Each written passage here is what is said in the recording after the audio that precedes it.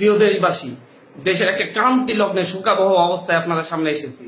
আপনাদেরকে বলতে চাচ্ছি, আজকে জানাতে চাচ্ছি, ভেবেছিলাম জানাবো না, কিন্তু এখন জানাতে বাধ্য হচ্ছি।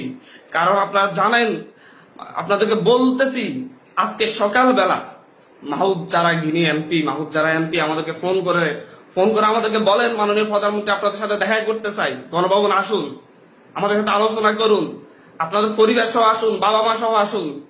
আমরা প্রত্যাখ্যান করেছিলাম, বলেছি ওনার হাতে আমাদের ভাইদের রক্ত লেগে আছে, ওনাকে বলুন সেই হাত পরিষ্কার করতে, তারপর কেবল আমরা আসবো, তারপর আমরা তার সাথে কথা বলবো কিনা ভেবে দেখবো।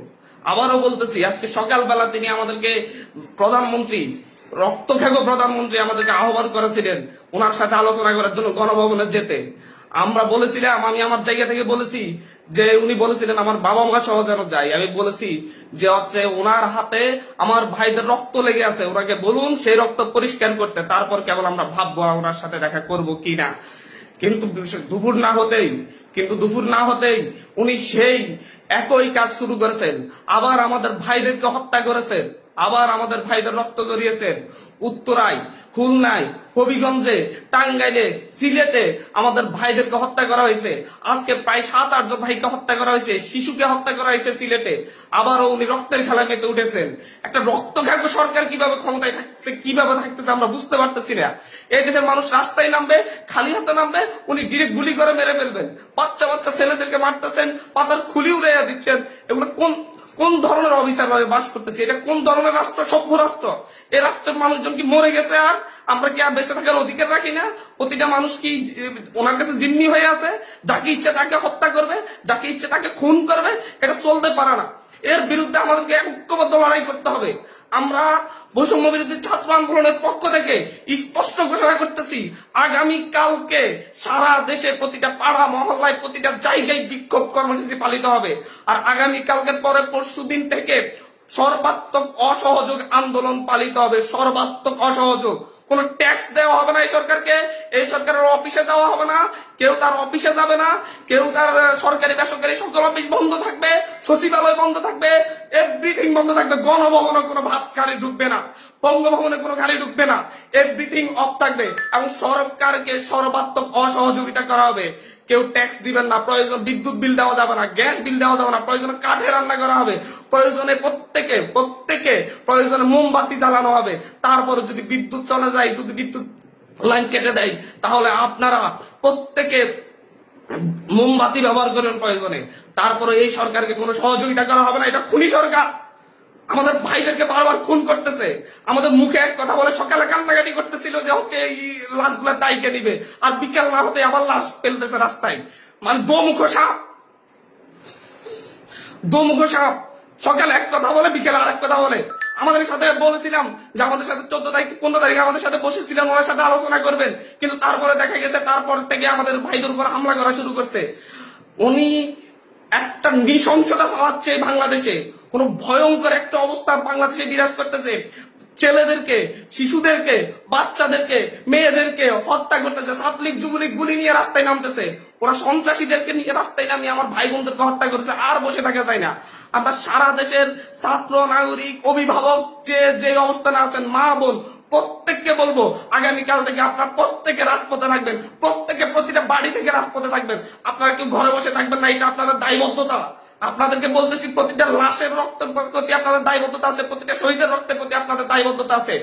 আমি সারা দেশের প্রত্যেকটা নাগরিককে বলবো, আপনার যদি একটু লজ্জিত হন, আপনি যদি এই বিচার চান, আপনি যদি এদের বিরুদ্ধে দাঁড়াতে চান, আপনি ঘরে থাকতে পারেন না। আপনার প্রত্যেককে রাস্তায় নেমে আসতে হবে। প্রতিটা সিঙ্গেল মানুষকে আপনি প্রয়োজন আপনার বিল্ডিং এর নিচে এসে অবস্থান করুন। বিল্ডিং এর সবাই মিলে, বিল্ডিং কমিটি, প্রতিটা ভবনের কমিটির আপনারা মিটিং ডাকুন, মিটিং থেকে সিদ্ধান্ত নিন, সবাই একত্রিত হয়ে নামবেন। প্রতিটা মহল্লায় আপনারা সিদ্ধান্ত নিন, আপনারা প্রত্যেকে একত্রিত হয়ে নামবেন, রাস্তায় থাকবেন যতক্ষণ পর্যন্ত না এই রক্তখ্যাগো তার কাজ বন্ধ না করে এবং এই রক্তখ্যাগো যেন না থাকতে পারে। স্পষ্ট বার্তা। বারবার ছাত্রদেরকে হত্যা করবে, নাগরিকদেরকে হত্যা করবে, বারবার এই দেশের মানুষকে হত্যা করবে, আবার সেই ক্ষমতায় বসবে, আমার ট্যাক্সের টাকায় গাড়িতে চলবে। যাদের ট্যাক্সের টাকায় উনি গাড়িতে চলেন, সেই ট্যাক্সের টাকায় যে ট্যাক্স, সেই নাগরিকদেরকে হত্যা করবেন বারবার, এবং ক্ষমতায় বেশে ওনাদের মতো করে আবার হাস্যরস সৃষ্টি করবেন, নাটকবাজি করবেন, এটা আর চলতে দেয়া যাচ্ছে না, এটা আর চলতে দেয়া যাবে না। আপনাদেরকে বলতেছি এটা আর চলতে দেয়া যাবে না। প্রত্যেকে নিজ নিজ অবস্থান থেকে নেমে আসবেন। প্রতিটা ঘর মহল্লা, প্রতিটা পাড়া, প্রত্যেকটা মানুষ আপনারা রাস্তায় নামবেন। কালকে সারা দেশে বিক্ষোভ মিছিল অনুষ্ঠিত হবে হত্যাকাণ্ডের বিরুদ্ধে, এবং পরশুদিন থেকে সর্বাত্মক অসহযোগ আন্দোলন চলবে। কোন ধরনের সহযোগিতা করা হবে না। প্রত্যেকটা দল, প্রত্যেকটা মতের মানুষকে বলবো আপনারা সংগঠিত ভাবে ঘোষণা দিন। প্রতিটা দলকে বলবো, বিএনপি হোক, বাম হোক, ডান হোক, যত দল আছে প্রত্যেকটা দলের প্রতি উদাত্ত আহ্বান। ধর্মভিত্তিক দল হলে ধর্মভিত্তিক দল, ডান দল হলে ডান দল, বাম দল হলে বাম দল, জাতীয় ঐক্যমতে প্রত্যেকে রাস্তায় নেমে আসবেন।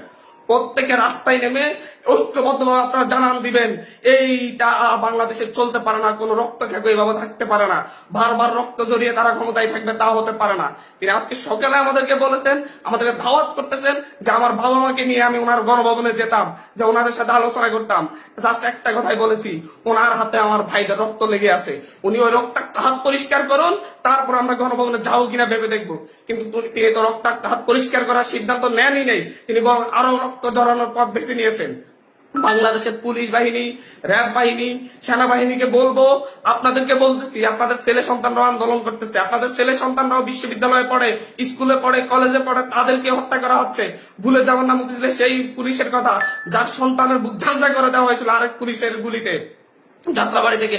সে প্রশ্ন করেছিল, স্যার একটা ছেলেকে মারতে কয়টা গুলি লাগে? সো আপনাদেরকে বলতেছি, আপনারা জনগণের পাশে দাঁড়ান। পুলিশ বাহিনীকে বলবো আর গুলি ছুটবেন না, দয়া করে আমরা আপনাদেরই সন্তান, আপনাদেরই ভাই, আপনাদেরই অনুজ, আপনারা আর গুলি ছুটবেন না, আপনারা বন্ধ করুন, আপনারা এই সরকারকে অসহযোগিতা করুন। আপনাদেরকে বলতেছি এই সরকারকে অসহযোগিতা করুন। র্যাব বাহিনীকে, পুলিশ বাহিনীকে, যত আইন শৃঙ্খলা বাহিনী আছে প্রত্যেককে বলুন, বলতেছি আপনারা আপনাদের ব্যারাকে ফিরে যান, আর কোনো ভাইদের হত্যা করবেন না। আমাদের আন্দোলন শান্তিপূর্ণ ছিল, শান্তিপূর্ণ থাকবে। প্রত্যেকটা নাগরিক প্রতিটা জায়গা থেকে তার নিজ নিজ অবস্থান থেকে সর্বোচ্চ সতর্কতা নিয়ে কালকে থেকে রাজপথে থাকবে, যতক্ষণ পর্যন্ত না এই রক্ত খেগর রক্ত ঝরানোর স্বাদ না মিটে। প্রয়োজনে আমরা আরো রক্ত দিব, তারপরে আমরা এই ক্যাপ চাচ্ছি না। প্রিয় দেশবাসী, আপনাদেরকে বলবো ঐক্যবদ্ধভাবে রাজপথে নামুন, এবং কালকে বিক্ষোভ মিছিল পালিত হবে। পরশু দিন থেকে আমাদের সর্বাত্মক অসহযোগ আন্দোলন চলবে। ট্যাক্স দেওয়া হবে না, সরকারকে কোনো সরকারকে কোনো ধরনের সহযোগিতা করা হবে না। প্রত্যেকটা অফিস আদালত বন্ধ থাকবে, সচিবালয় থেকে শুরু করে একটা প্রাইমারি স্কুল পর্যন্ত সব বন্ধ থাকবে কালকে থেকে এদেশের মানুষ তাদের ঐক্যবদ্ধ শক্তির প্রমাণ দিবে এবং রাজপথে লড়াই করবে। ধন্যবাদ।